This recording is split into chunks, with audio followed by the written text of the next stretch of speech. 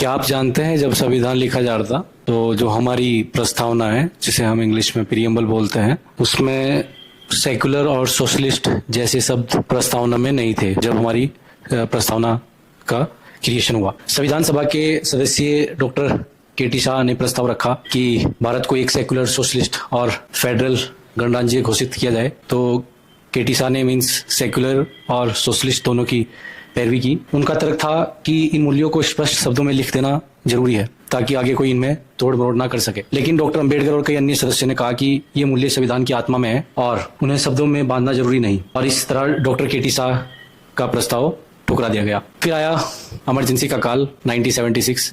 Indira Gandhi 42nd constitutional amendment act से प्रस्तावना में और बोले तो प्रीएम्बल में 3 चेंज लेके आती है जो सोशलिस्ट एंड सेकुलर वर्ड दो डालती है और एक इंटीग्रिटी ऑफ द नेशन भी डालती है।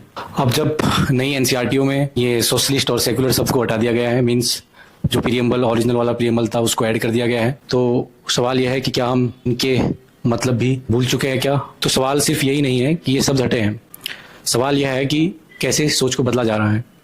क्योंकि हर सब्सिडी से लेकर सीए सिटीजनशिप अमेंडमेंट एक्ट तक, घर वापसी कार्यक्रम से लेकर धार्मिक पहनावे पर तक पाबंदी तक, हर मोड़ पर धर्मनिरपेक्षता की परीक्षा ली जा रही है। और इसी तरह जहां सोशलिज्म समानता की बात करता है वहीं ऑक्सफॉर्म की रिपोर्ट के हिसाब से 1% लोगों के पास 40% संपत्ति है, वेल्थ है।